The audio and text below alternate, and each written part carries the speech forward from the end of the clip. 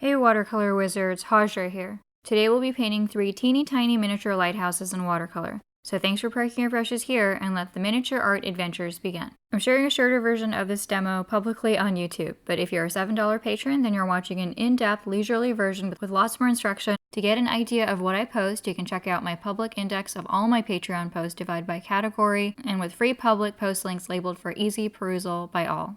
And remember, $7 patrons get all my new longer private YouTube videos, free passes to my 6 previous Skillshare videos, along with many other info-dense deconstructed art and Q&A posts, video notes, and sketch downloads. So I started with some wet on wet and also some wet on dry.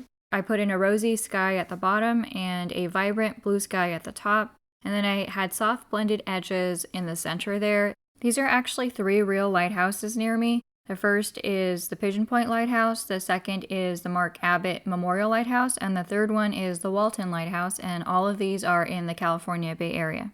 I'm using a size 6 wedge brush and a 1/8 inch filbert brush for doing damp blended edges, and they're both synthetic hair. And I'm painting these miniatures on 1-inch circles cut from Crescent illustration board and some leftover watercolors from a palette. It could be any brand that you have. You just need a little bit of paint because they're really tiny paintings. The background paper is black Strathmore Artigan paper, and I've glued my little white circles onto that black paper. You can see a complete list of the art materials and the techniques I used to paint this on my Patreon post for this project's video.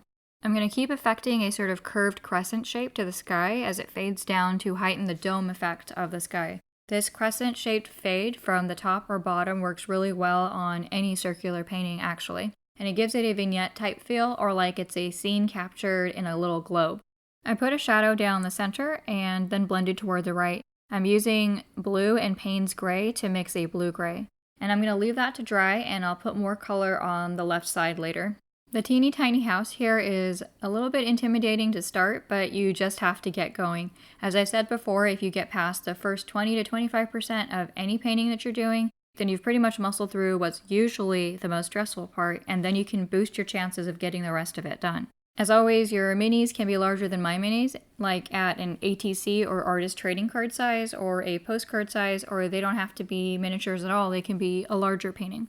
And I'm going to get some blue-gray shadows on the house walls to give them some readable shape from a distance. So I put down a wet-on-dry blue-gray line along where the roof is casting a shadow on the walls, and then I just blend down with a damp brush from there. And remember, that brush has to have almost no water in it so you don't get a back bleed or a bloom. I added another blue-gray line and blended up near the front short bottom side of the house as well. And it's all you really need for such a little space to indicate that you've got a little house there. Lighthouses are some of the most fun things to paint for me, probably because my dad likes lighthouses a lot, so I've painted lighthouses in the past because I like to gift something like that to him, and painting any lighthouse now makes me think of him. And lighthouses are a guiding light to ships and boats, as we all know, so they can protect themselves from danger and crashing against rocks in an area someplace, and it's less important now because of all the technology we have and people can see that stuff without a lighthouse. It is still a nice symbol, and in fact, lighthouses as a spiritual guiding light is actually a symbol that I think I've seen often.